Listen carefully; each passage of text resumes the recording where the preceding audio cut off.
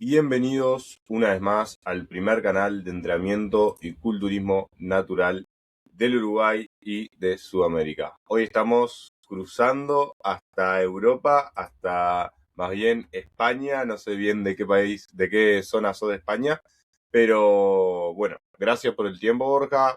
Para los que no lo conocen, a Borja es un exponente muy tremendo de lo que es el entrenamiento, la biomecánica. Yo tuve el placer de tenerlo también como ahí, profe, en lo que fue el curso de Ivonne y tal, y nada, de ahí un poquito más entré en contacto y presentate para la gente que no te conoce, ¿quién es Borja?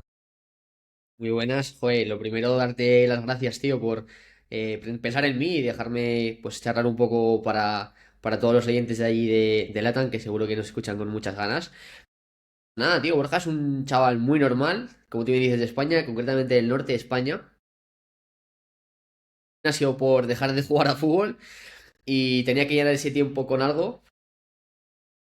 A partir de ahí, pues como estaba estudiando la carrera de ciencias del deporte, pues me empezó pues, a interesar un poco más el mundo de la ciencia, de cómo podría optimizar mis ganancias de masa muscular, basándome en los últimos artículos que iban saliendo.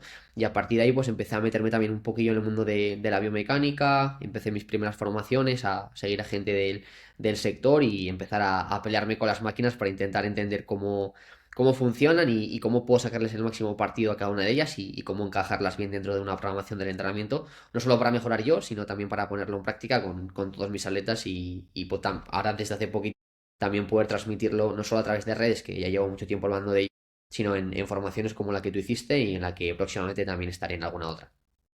Bien, genial, entonces, genial. ¿Qué fue lo que te hizo interesarte a nivel de estos estudios que cada vez te fuiste interiorizando? Porque obviamente arrancaste más por lo que viene siendo formación más que abarca todo y te fuiste como metiendo más a la biomecánica. Contanos un poquito de eso. Bueno, pues fue todo como muy orgánico. Empecé, como te digo, empecé a entrenar. Al estar dentro de la carrera, pues nos iban enseñando lo que eran pues bases de artículos científicos, pues tipo PubMed, Elsevier y demás. Y a partir de ahí, pues fue interesándome el mundo más científico. Luego, a través de tener referentes de redes sociales, que siempre lo diré y nunca me cansaré de decirlo, como en Eco para mí es como mi máximo referente, que a día de hoy pues ya lo puedo llamar amigo. Y él también me introdujo mucho dentro de este mundo de cómo aplicar la ciencia dentro del entrenamiento y otros referentes del sector, como Álvaro, incluso Aitor Zabaleta también cuando empecé en la biomecánica fue un poco también por ellos. Y a partir de ahí, tío, pues fui no solo fijándome en cómo gestionar el volumen, la frecuencia y demás, sino que, joder, veía que cada vez los gimnasios tenían más material, cada vez tenía acceso a más tipos de máquinas y no solo me quería meter dentro de las máquinas y ejecutarlos esperando que me creciera el bíceps o el cuádriceps o el pectoral, sino, oye, ¿cómo puedo entender las máquinas para saber cómo funcionan? ¿Qué puedo sacar de ellas para luego transferirlas a mi programación y a partir de ahí, pues, como te decía antes, ¿no? Sacar el máximo partido y pues intentar ponerme lo más fuerte posible. Bien, genial. ¿Qué fue lo que quizás veías en los gimnasios en un inicio? ¿Qué era lo que te hacía más ruido? De capaz que ver gente que no entrenaba tan correctamente, o capaz que máquinas que no se usaban como era. Bueno, a ver, yo pienso que al inicio todos estamos un poco igual de perdidos y ahora que ya voy teniendo un poco más de noción y estoy muy metido dentro de este mundo, quizá lo que más ruido hay es el hecho de cada vez tener acceso a un material de mayor calidad y no saber cómo sacarle el máximo partido, ¿no? Porque nos encontramos cada vez, sobre todo por aquí por Europa, el material de los gimnasios, la cantidad de marcas que te puedes encontrar son muy altas y cada marca pues te ofrece diversas alternativas a la hora de ofrecerte estímulos, máquinas como Prime, otro tipo de marcas que están poniéndose a las pilas para poder acoplar diferentes tipos de estímulos dentro de la propia misma máquina, ¿no? Pues tener acceso a esas cosas y no saber utilizarlas es como tener un Mercedes y no tener carne de conducir. Entonces, ese es el principal problema, ¿no? Máquinas espectaculares y no saber cómo jugar a tu favor todas las cartas que tienes encima de la mesa para llevarte el máximo de los estímulos, tío. Y luego, pues a nivel de errores, si nos metemos ya a lo más básico, tío, pienso que el error que la mayoría de gente comete es pensar que entrenan fuerte cuando la mayoría de gente todavía puede realizar 3 4 5 repeticiones por serie pensando que están muy cerca del fallo. Y ese sin duda es con lo que más me encuentro a nivel de asesorías, gente que piensa que entrena muy fuerte y mi primer mensaje es todavía te entran tres más, ¿no? Y pues un poco la suma de todas esas cosas. Sí, sí, tal cual que muchas veces la biomecánica hoy por hoy por redes está vista en el otro extremo de que realmente Total. capaz que no sirve para tanto porque nos pasamos a priorizar cosas que no son la base. Pero, ¿qué es entonces la biomecánica bien entendida y qué no es? Claro, me parece interesante, o sea, muy interesante esta pregunta, porque creo que se ha polarizado a unos niveles que ha hecho que la biomecánica ahora esté como un poco mal vista y todos aquellos que intentamos optimizarla, pues somos como ya las brujas del fitness y nos intentan quemar, ¿no? La biomecánica no deja de ser una forma de tratar de optimizar todos los procesos dentro de la selección de ejercicios y la ejecución, tanto de cualquier tipo de ejercicio con barra, con mancuernas, o bien cómo funcionan las propias máquinas, para sacar el máximo estímulo posible. Entonces, yo no creo que nadie dentro del sector del fitness que su objetivo es ponerse fuerte pueda hatear la biomecánica, porque realmente lo único que busca es que te pongas lo más fuerte posible en el menor tiempo posible, ¿no?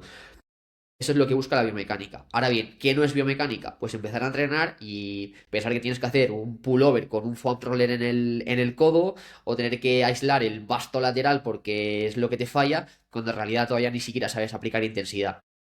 Entonces, creo que, como te digo, se mucho la figura de la biomecánica y creo que es la base de todos. De hecho, cualquier persona que entrene y se quiera poner fuerte, aunque no le guste la biomecánica, la tiene que aplicar, porque a la hora de seleccionar sus ejercicios, si quiere mejorar el trapecio, estoy seguro de que sabe qué funciones tiene que realizar el trapecio y qué ejercicios lo van a trabajar. Entonces eso, de manera directa, es entender la biomecánica y querer aplicarla, ¿no? Luego ya puedes ir a cosas más específicas como las que pues, eso, vemos en el curso o de las que yo hablo, que tienen transferencia directa a ponerte más fuerte.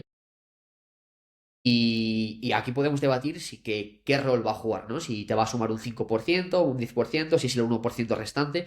Pero mi pregunta es, si solamente optimizando ciertos procesos puedes ponerte un 1% más fuerte, ¿por qué no lo ibas a hacer? No sé si esto te da la Bien, bien. respuesta que buscabas. Sí, sí, sí, perfecto, perfecto. Y después ya adentrándonos quizás en esa aplicabilidad que muchas veces entendemos, no, la técnica de este ejercicio es de esta forma, ¿bien? Y entender por qué cada persona tiene palancas diferentes quizás y por qué se ve diferente esto, por qué pasa. Claro. Bueno, pues técnicas, o sea, la técnica perfecta como tal de un movimiento no existe. Como tú bien dices, no todas las personas son exactamente iguales, todos tenemos estructuras distintas y esas estructuras distintas condicionan la manera de ejecutar o de tomar decisiones dentro de cómo te setapeas dentro de un propio ejercicio. Por poner un ejemplo muy claro y el más clásico de todos, la sentadilla, ¿no? Creo que es el ejercicio en el que quizá todos piensan de primeras. ¿Y cómo afectan las proporciones a la hora de ejecutar una sentadilla? O mejor dicho, ¿cómo afectan las proporciones a qué estímulos, perdón, a qué grupos musculares reciben la mayor cantidad de estímulos? Bien, pues aquí va a haber varios factores que van a afectar, pero principalmente va a ser las proporciones de tu fémur, de tu tibia, la movilidad de tu tobillo y la longitud del torso. Todas estas cosas van a favorecer a que tu sentadilla sea un poquito más vertical o que tu sentadilla sea un poquito más con flexión de cadera, ¿no? Entonces esto afecta a que el cuádriceps quizá es más protagonista si tienes unas proporciones que te favorezcan alcanzar altos grados de flexión de rodilla con un torso un poquito más vertical o que tu cadena posterior, como son tus glúteos, se lleven un poquito más de trabajo si tu sentadilla o tus proporciones hacen que haya más flexión de cadera que de rodilla, ¿no? Entonces, todas estas cosas van a tener una relevancia totalmente capital si a la hora de programar los entrenamientos tú quieres que a tu atleta le mejore los cuádriceps, pero le programas una sentadilla cuando tiene unos fémures larguísimos, la movilidad de tobillo es nula, pues probablemente le vaya a crecer más el glúteo y el aductor que lo que le va a crecer el cuádriceps. Entonces, por eso tenemos que entender que no hay ejercicios como tal, que los ejercicios no dejan de ser fuerzas, que tenemos que entender cómo se correlacionan con las fuerzas que está generando nuestro atleta para ver si el músculo que queremos mejorar es el que está recibiendo la mayor cantidad de demandas. Bien, bien, perfecto, perfecto. Y en el tema, digamos, a nivel de aplicabilidad de esta biomecánica, que seguramente tanto en los videos de atletas que comienzan con vos o en el gimnasio mismo cuando estás entrenando, ¿cuáles son los errores más grandes o los que ves más seguido hoy por hoy que tenés como esa visión mucho más objetiva desde el punto biomecánico? O sea, te refieres a qué formas de la calidad de ejecución, desde un punto de vista un poco más mecanicista, están más a la orden del día. Sí, exacto. O sea, lo más común que ves de ejercicios mal hechos o cosas a mejorar con pequeños detalles que le pueden sacar un plus bastante más grande. Pues mira, justo esta semana he corregido varias veces un mismo error a la hora de ejecutar los presses. Y es que muchas veces a la hora de realizar pues, cualquier patrón de aducción de hombro, pues cualquier press o cualquier justo un clásico pec deck, algo que suele suceder es que o bien por querer forzar repeticiones o por no tener un buen control propioceptivo de nuestras estructuras, tendemos a encogernos de caja torácica. Es decir, cuando haces un press, pues acaban o encogiéndose los hombros, o cuando hacen un pec deck acaban escondiendo ese y esto, a la hora de buscar el máximo estímulo sobre el pectoral, tiene un impacto directo. De hecho, lo hace súper ineficiente. ¿Por qué? Porque si nosotros escondemos esa caja torácica en cualquier press o en cualquier gesto súper aislado de aducción de hombro, lo que sucede es que estamos juntando lo que sería el origen y la inserción del pectoral. Esto hace que esas fibras estén más acortadas y ya sabemos que un pectoral más acortado, uno, puede entrar en insuficiencia activa, quiere decir que tiene muy poca capacidad de aplicar fuerza, y el segundo es que se pierde mecánica, se pierde capacidad de generar fuerza, como decía. Esto hace que el estímulo sea un poquito peor.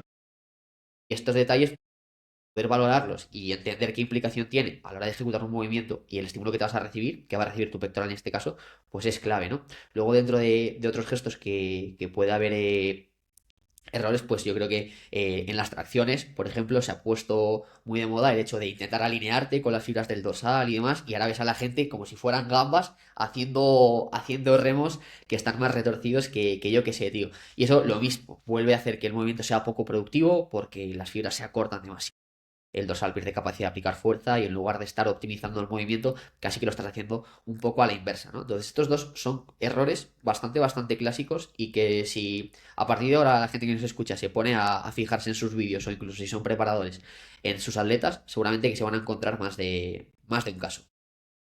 Bien, bien, genial. Después, varias cosas que nombraste ahí, tanto el trabajo como en acortamiento, como en estiramiento, que también es algo bastante nombrado y hoy por hoy todo el mundo lo tiene en cuenta, digamos, o cree tenerlo en cuenta.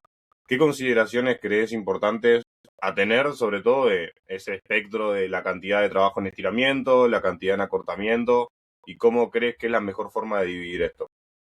Bien, creo que lo que primero tenemos que matizar es qué es entrenar en estiramiento, porque muchas veces no se entiende muy bien a qué hace referencia este concepto. Porque hablando de estiramiento podemos referirnos a dos cosas. Por un lado, referirnos a la longitud del propio músculo, ¿no? Nosotros podemos hacer un ejercicio en el que el bíceps esté muy estirado porque hay una extensión de hombro, o podemos tener más énfasis, o sea, tener una mayor longitud de los isquios porque estamos en un curl sentado y por tanto hay mayor flexión de cadera. Y sí, eso quiere decir que nuestro músculo está más estirado, pero lo que nos tenemos que preguntar es realmente dónde se está produciendo el pico de demandas, ¿no? Dónde se está produciendo el máximo torque externo del ejercicio, el mayor brazo de momento externo. Y ahí es lo que ahí es donde está la clave. El trabajo en estiramiento hace referencia justo a eso, a que el pico de demandas se dé en el punto del rango de recorrido de ese ejercicio en el que la longitud muscular sea mayor. Porque nosotros podemos encontrarnos ejercicios como un curl de bíceps en banco inclinado, ¿no? Que hay una extensión de hombro, pero lo más probable es que el perfil de resistencia sea un poquito más hacia el acortamiento y tenemos ejercicios como un curl Scott, que a priori el bíceps estaría más acortado, pero con una mancuerna el pico de demandas sería en ese primer tercio del movimiento. Aquí hay que tener en cuenta tanto la longitud del músculo como el torque externo, ¿no? Donde se produce el máximo pico de demandas. A partir de aquí, ¿cómo podemos distribuir estas demandas en estiramiento o en acortamiento? Aquí daría para hacer un podcast entero hablando sobre esto, ya lo sabes, pero por lo general ahora hay una tendencia a decir que hay que incluir al inicio todo lo que es el acortamiento y al final todo lo que es el estiramiento. Y yo pienso que esto es dar un mensaje demasiado general y poco riguroso. Que hay que pensar varias cosas. Lo primero es que puedes tener un ejercicio en estiramiento al inicio de la sesión, pero que quizá no esté dándole las máximas demandas al grupo muscular en estiramiento. Por ejemplo, un remo de Prime que te genera las máximas demandas en estiramiento, pero el dorsal no está en su máxima longitud, por tanto, tampoco va a ser un estiramiento como tal per se, ¿no? Además, vas a estar ofreciéndole demandas en un punto en el que el dorsal va a ser muy fuerte. Si a eso le sumas que lo haces al inicio de la sesión, que vas a estar más fresco y vas a poder sacarle el máximo partido, pues estás juntando cero fatiga con un perfil de resistencia que se acopla muy bien al perfil de fuerza del músculo, pero que a priori es en estiramiento. Entonces, esto sería una aplicación perfecta para incluir al inicio de la sesión, porque vas a poder rascar todo lo que tienes para el dorsal si es tu prioridad. Yo la recomendación que daría es que no analicemos únicamente por estiramiento o acortamiento, sino que tengamos en cuenta muchas otras más cosas y que sabiendo que al inicio de la sesión vas a tener o vas a sacarle más partido a cada serie, y ese estiramiento sabemos que puede ser un poquito más beneficioso para algún grupo muscular, pues si es tu prioridad, hasta incluso puede interesarte hacerlo al inicio, porque le vas a poder sacar más partido. Ahora bien, tienes que gestionar bien el resto de la sesión para que esa fatiga no genere una interferencia demasiado agresiva, ¿no? Por ejemplo, si hacemos un movimiento muy agresivo para el pectoral en estiramiento al inicio, igual podemos darle un poco de descanso metiendo pues entre el siguiente press y ese movimiento unas elevaciones laterales, por ejemplo. Y de esta forma, pues disipamos un poco de esa fatiga local, seguimos dándole un estímulo muy potente al pectoral al inicio de la sesión, podemos acumular más volumen sin que el rendimiento se vea demasiado lastrado, ¿no? Entonces, creo que es un error decir que todo en acortamiento al inicio y todo en estiramiento al final, porque se pueden hacer un mix de ambas. Lo que está claro es que hacer todo en estiramiento, pienso que puede condicionar mucho la hipertrofia resultante en el medio y largo plazo. ¿Vale? Y tú te preguntarás, ¿por qué? Si el estímulo es más alto o a priori la evidencia dice que ese estiramiento es clave, ¿no? Para la hipertrofia muscular. Pues pienso que puede limitarla porque hacer muchos ejercicios, o sea, mucho volumen de trabajo en estiramiento, sabemos que el nivel de fatiga va a ser superior y esto puede condicionar la capacidad que tú tienes de acumular un mayor volumen de entrenamiento. Me explico, si tú estás metiendo 12 series para el dorsal y todas las haces con ejercicios súper agresivos en estiramiento, por poner un ejemplo, quizá esa recuperación entre sesiones no es lo suficientemente buena como para que tú a lo largo del tiempo. Entonces tenemos que ver el perfil de resistencia como una estrategia de ofrecer la mayor variedad de estímulos posibles y poder acumular la mayor cantidad de trabajo posible, ya que sabemos que el volumen de entrenamiento probablemente es la variable principal que tenemos que manejar si nuestro objetivo es la ganancia de masa muscular, sabiendo que ya entrenamos muy cerca del fallo. Entonces, combinar estos diferentes perfiles de resistencia para sacar el máximo estímulo y poder acumular el mayor volumen de entrenamiento, pienso que va a ser clave. Bien, bien, perfecto. Sí, al final de cuentas, como siempre, tener en cuenta no solamente un factor, como es el estiramiento, el volumen, sino la intensidad, con el conjunto de todo esto, siempre hacer y siempre, como yo Total. digo, volver a las bases y aplicarlo. Eso es. Es realmente importante. Total. Hoy comentabas ahí un poco de esos típicos remos que vemos doblados y tal. Y entonces, ¿qué opinás de esas copias a atletas de elite que quizás buscan aislar cierta zona? Que quizás se ve en redes un video y digo, lo voy a hacer porque lo hace Sebum, porque lo hace AJ Morris. Ya. ¿Qué opinas de esto? Bueno, yo pienso que siempre está bien tener referentes y que está bien copiar y nutrirte de otros, pero creo que la clave está en saber de quién te nutres y a quién estás un poco tomando como referencia, ¿no? Saber de quién filtras esa información, porque por suerte o por desgracia ahora hay mucha gente divulgando sobre esto o proponiendo formas de entrenar y esto está genial porque hace que todos podamos nutrirnos mucho más, pero también tiene la parte negativa o la contraportada y es que hay mucha más desinformación. Entonces, aquí lo que tienes que hacer es saber filtrar de quién recoges esa información y sobre todo, por muy claro que tengas que esa persona te da información fiable, que seas crítico, que no te creas todo lo que escuchas, porque hasta la persona que más idolatras o incluso que más se basa en evidencia científica puede equivocarse y puede haber errores o cosas que no están bien fundamentadas, ¿no? Entonces, de lo que te creas, de lo que escuches, créete la mitad y esa mitad que te crees, corrobórala o contrástala con fuentes fiables como son los propios artículos científicos y demás, ¿no? Porque a día de hoy la realidad es que ciencia casi que podríamos decir que puedes hacer que todo lo que pienses le puedas dar un valor científico o atribuirle a algún paper que pueda decir algo como lo que tú quieres.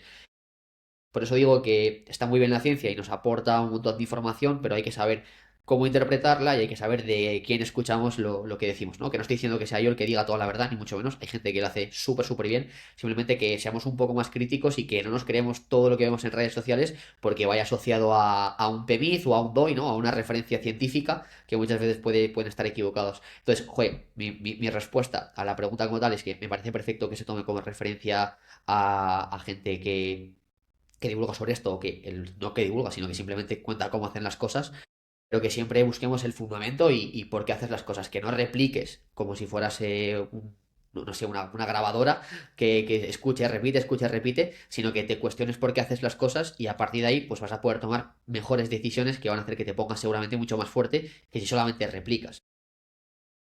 Bien, bien, genial. Y ahí adentramos en si un buen estímulo está dado más por ese ejercicio o por realmente cómo se haga ese ejercicio.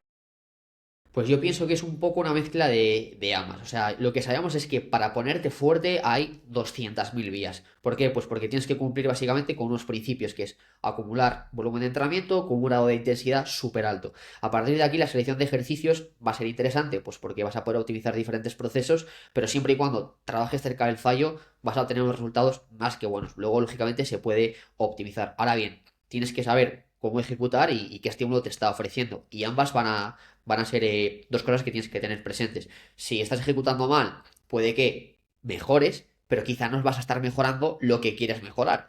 Ponemos otro ejemplo, el clásico ejemplo de un remo.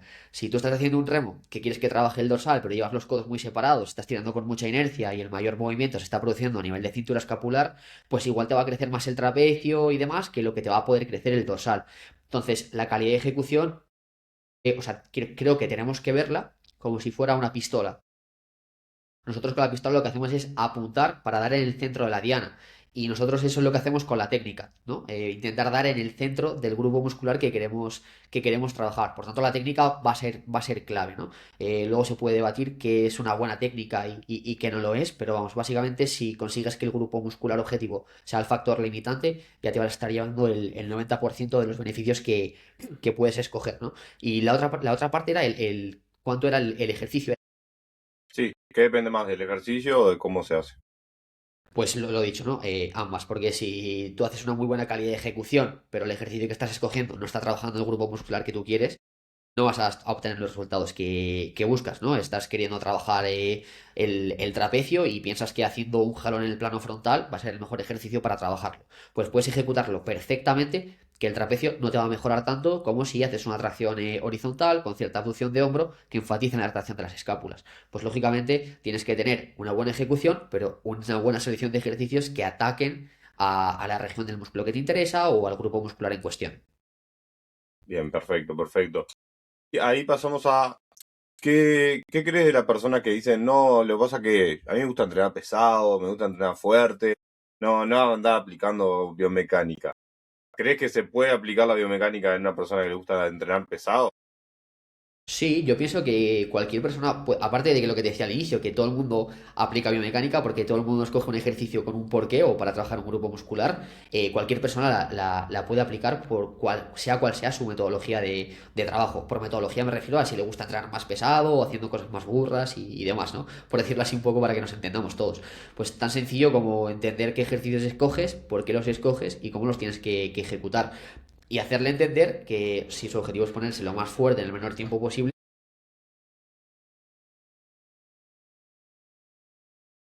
ejercicio, tío. O sea, creo que la biomecánica no es para unos sí y para otros no. La biomecánica es simplemente para todos los que quieran optimizar procesos.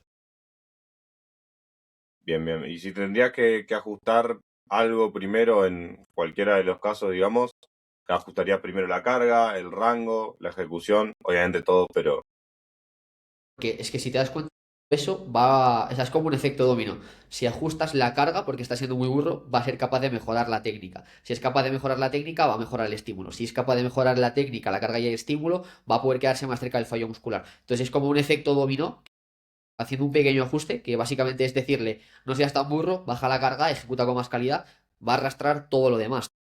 Ajustando una cosa es como si ajustaras todas. sí, sin duda, sin duda.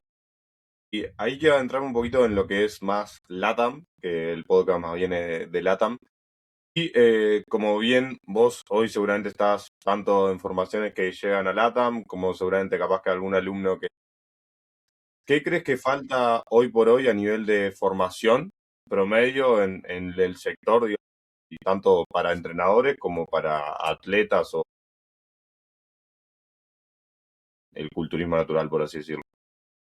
Pues tío, yo por lo poco que tengo entendido de cómo funcionan las cosas allí, creo que que funciona como España versus Estados Unidos, ¿no? En Estados Unidos van como un poco más avanzados, luego lo recogemos nosotros y que luego como que lo recoge el ATAM, ¿no? O sea, que suena un poco feo decirlo, pero por los comentarios que tengo de gente como tú y atletas que tengo dentro del equipo y otras personas a las que he formado dentro de los cursos, pues ese es un poco el mensaje. Joder, me parece que el labor que estáis haciendo, pues gente como tú, como Diego, que estáis divulgando por ahí, por Latinoamérica, estáis haciendo un trabajo espectacular, haciendo que se pueda aplicar el mundo de la ciencia, de la biomecánica y de pues hacerlo todo con una base un poco más académica, hacerlo llegar a mucha más gente, tío, y que la gente sea consciente de que te puedes poner fuerte sabiendo por qué haces cada cosa y no porque a tu vecino o a tu gimbro le haya ido bien en su etapa como culturista. O sea, que me parece que lo estáis haciendo increíble y mi felicitación desde aquí. Bien, genial, genial. Y a nivel, digamos, de esa típica de rutinas de toda la vida, como recién nombraba, de sin entenderlas, ¿qué cosas mejoraría del típico, no? Yo toda la vida entrené Wader y lo sigo Claro. aplicando y a mí me funciona. ¿Qué como detalle de no, mira, cambia esto y pensá si esto te puede aplicar más? ¿Le ajustarías a alguien así? Uno de los errores que más suelo ver dentro de las programaciones del entrenamiento, aparte de todo lo relacionado con la gestión de las variables del entrenamiento como volumen, frecuencia e intensidad, ¿no? Que eso es otro tema. Algo con lo que veo, o sea, lo que veo que mucha gente falla es en la selección de ejercicios. ¿Y por qué fallan dentro de la selección de ejercicios? Porque cometen un error que se llama el fenómeno de tener redundancia con esta selección de ejercicios, ¿no? ¿Qué quiere decir esto? Que si tú, por ejemplo, para mejorar tu pectoral, ¿no? Empiezas haciendo un press banca, después pasas a hacer un press banca con mancuernas y acabas haciendo un pec deck, lo que vas a estar haciendo es ser redundante con el estímulo que le está llevando tu pectoral. ¿Por qué? Pues porque con un press banca, ¿qué vas a estar trabajando? La aducción horizontal de hombro. Perfecto. ¿Qué vas a hacer con el press banca? Hacer una aducción horizontal de hombro. ¿Y qué vas a hacer con unas aducciones o sea, en polea, en máquina, es decir, un pec deck? Aducción hombro. Es decir, vas a estar repitiendo el mismo patrón o el mismo arm path, ¿no? La misma trayectoria del húmero en los tres ejercicios y con un perfil de resistencia bastante similar. Entonces, ¿qué opciones tenemos aquí para pues, poder ajustar? Pues sería muy interesante que variáramos el grado o mejor dicho, la trayectoria que lleva nuestro hombro. Hagamos una aducción transversal, que variemos pues perfiles con más flexión de hombro para atacar un poco más a la región superior del pectoral o incluso un poco más el deltoides anterior. Trabajar con trayectorias descendentes que también ataquen la región más costal del pectoral y combinar diferentes trayectorias del hombro para poder darle un abanico mucho más amplio de estímulo a nuestro pectoral. Porque el hecho de cambiar de material, es decir, que tú primero hagas un press con barra, luego con mancuernas y unas aperturas, no te asegura que estés cambiando el estímulo y esto hace que sea muy redundante. Puede pasar con el dorsal. Si tú empiezas tu sesión de dorsal haciendo un remo con barra, después pasas a hacer un remo unilateral en polea y finalizas con un remo unilateral con mancuerna, vas a estar trabajando los mismos grados de flexo-extensión de hombro con un perfil de resistencia muy similar y que no vas a estar ofreciéndole distintos estímulos a ese dorsal. Sería mucho más interesante pues combinar los diferentes planos de trabajo que tiene este dorsal con diferentes grados de flexo-extensión de hombro e incluso si tienes la opción trabajar con diferentes perfiles de resistencia. Entonces, lo dicho, cambiar de material no te asegura un estímulo distinto y este suele ser uno de los errores más clásicos en la programación de la gente, no hacer una correcta selección de ejercicios. Bien, bien, sin dudas. Y ahora me quiero entrar un poquito más en los diferentes enfoques de hoy de entrenamiento. Hoy comentamos un poquito, pero si tuvieras que elegir un poquito más entre power building, heavy duty, más el entrenamiento basado en ciencia, ¿cuál te quedarías o cuáles crees que son las pros de cada una? Pues mira, tío, yo creo que el ponerle nombres a estas cosas simplemente es una estrategia de marketing. Llámalo como quieras, pero todas cumplen unas bases y son las mismas de antes. Intensidad y volumen. Todas cumplen esas dos bases, unas con una proporción más alta, otras con una proporción más baja, pero todas cumplen esas bases. Entonces, yo creo que no tienes que casarte con ninguna metodología y lo que tienes que hacer es entender por qué a través de ciertas programaciones de entrenamiento obtienes una respuesta, ¿no? Que básicamente es, pues, oye, ¿cómo gestiono la cercanía al fallo muscular? ¿Cómo gestiono la cantidad de series que hago por semana? ¿Cómo reparto esas series dentro de la sesión? ¿Cómo reparto esas series a lo largo de la semana? ¿En qué ejercicios? Y a partir de ahí vas a poder decidir cómo quieres orientar tu programación, pero que no te cases con una forma de entrenar, con heavy duty, que ahora está muy de moda, o ese power building del que hablabas tú también. Entonces, todos tendrán sus pros y sus contras. Entonces, lo que tienes que hacer es entender cuáles son las bases de por qué sucede lo que buscas, ante qué persona estás trabajando, porque habrá personas que disfruten más con una heavy duty y habrá personas que disfruten más de hacer básicos. Y eso es algo súper importante, que a todo el mundo se le llena la boca hablando de adherencia y de individualización, pero luego a la hora de la práctica todo el mundo está sesgado por lo que a él le gusta o a ese preparador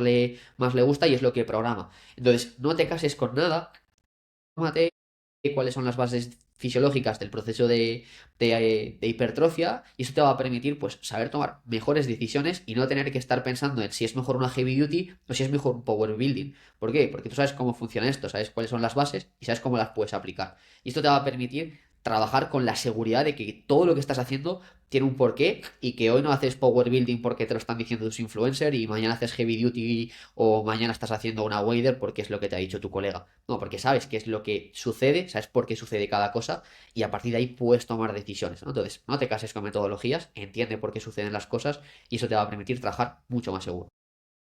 Bien, bien, genial. ¿Qué problemas crees que aparecen cuando se aplica cierto método por sesgo o sin individualizarlo? Pues pienso que te puedes estar dejando balas en la recámara, tío. Pues puede que por si te están diciendo que hagas power building, tienes que hacer básicos y a ti no te acaban de gustar, pues oye, ya estás haciendo algo que incluso no te gusta. O si estás predicando o te están diciendo que lo mejor es hacer poco volumen pero mucha intensidad, pues igual te estás dejando en la recámara poder acumular más trabajo, que sabemos con evidencia científica que acumular un poquito más de volumen te va a dar más hipertrofia. Entonces, todas tienen cosas que sesgan el resultado final porque parten como si fueran de un dogma, de esto tiene que ser así, porque es así, porque es la metodología. Entonces, mi dogma es que no hay nada que sea así porque sí, todo tiene un trasfondo y todo tiene un porqué, entonces asegúrate de entender ese porqué para poder, como decía antes, ¿no? Y me repito, poder tomar las mejores decisiones posibles sin que haya un nombre detrás que te diga qué es lo mejor o cuál es la mejor metodología. Bien, bien, perfecto. Bajando un poquito a lo que es más el entrenamiento basado en ciencia, cuando se aplica demasiada teoría, como hablábamos hoy, que pierde esa efectividad, ¿qué crees que hay que mejorar o que cambiar para justamente volver a las bases que a veces se pierden de vista? Pues yo lo que creo que hay que hacer es, una vez más, entender cuál es la base de absolutamente todo, es cómo gestionas el volumen, la frecuencia y la intensidad, ver cómo funcionan los ejercicios y poder tener una imagen global de lo que nos va arrojando la ciencia. Matizo esto. Lo que sucede es que hoy te sale un estudio, que me digo, ¿no? Te sale un artículo científico que te dice que es mejor realizar el curl de bíceps para que te crezca lo máximo posible con extensión de hombro y todo el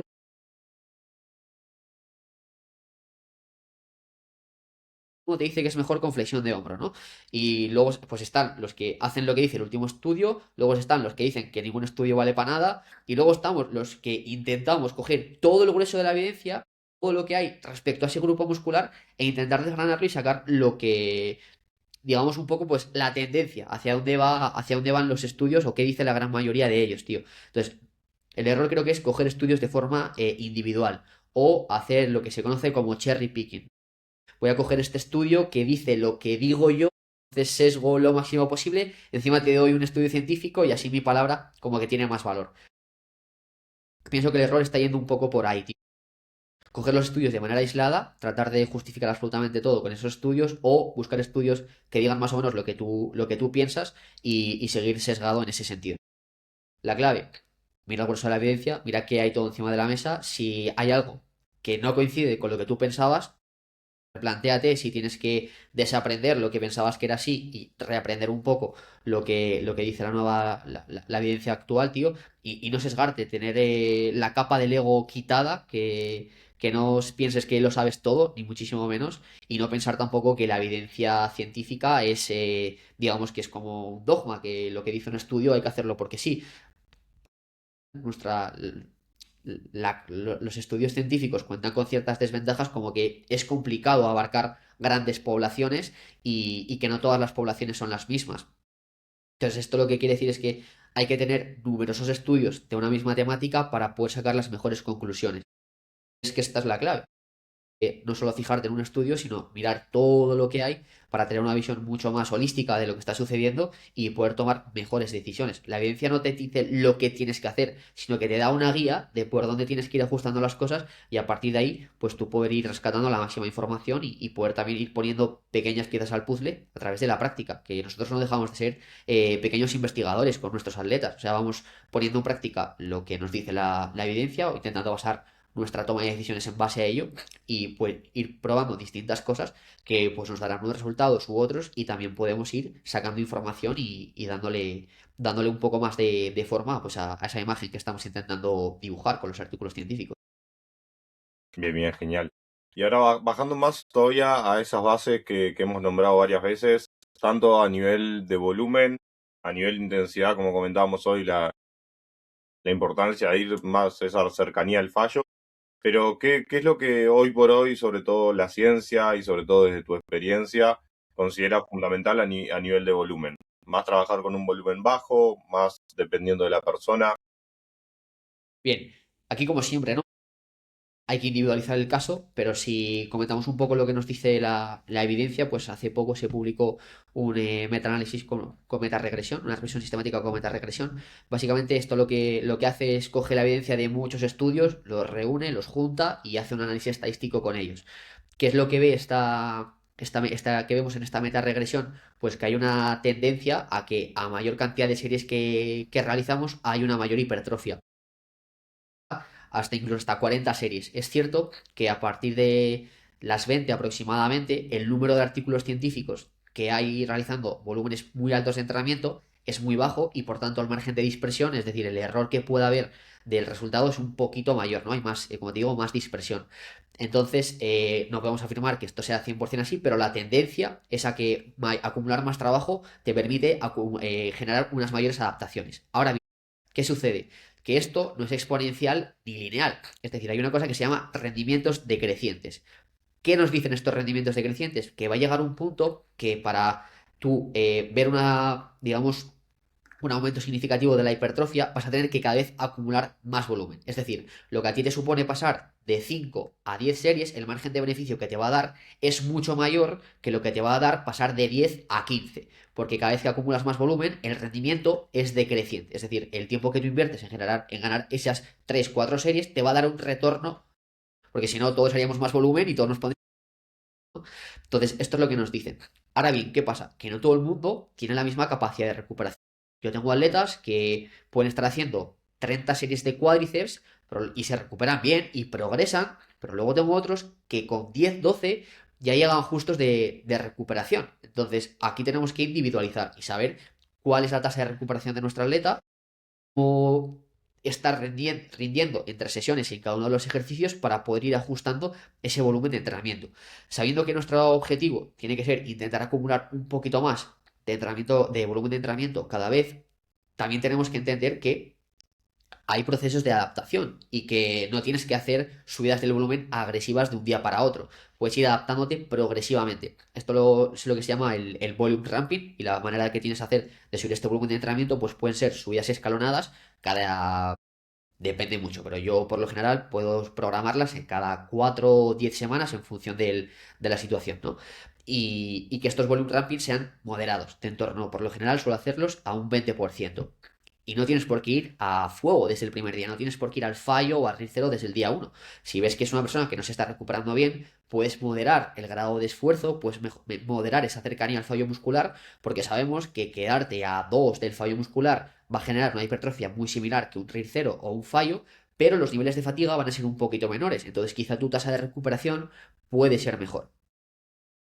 De esta manera vas a poder ir acumulando un poquito más de volumen de entrenamiento, que como digo, es el objetivo que tenemos que tener si queremos maximizar la ganancia de masa muscular. Una cosa es querer ganar masa muscular o querer maximizar la ganancia de masa muscular, ¿no? Optimizar y maximizar son cosas muy distintas. Bien, bien, bien. Y la típica respuesta de no, no, a mí me gusta siempre entrenar RIR cero. ¿Qué le dirías ahí?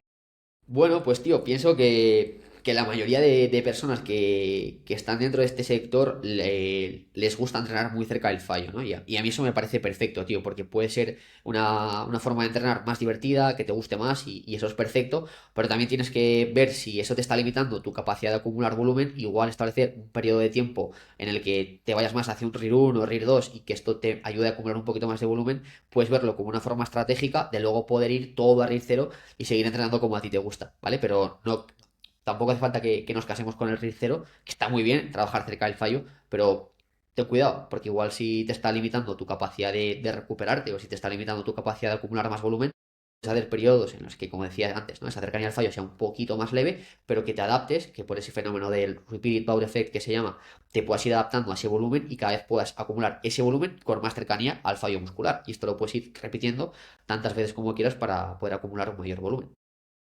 Bien, perfecto, perfecto. Y a nivel lesiones, también irías regulando un poquito esta cantidad del volumen, esta cantidad de la Claro. intensidad. ¿Cómo llevarías eso?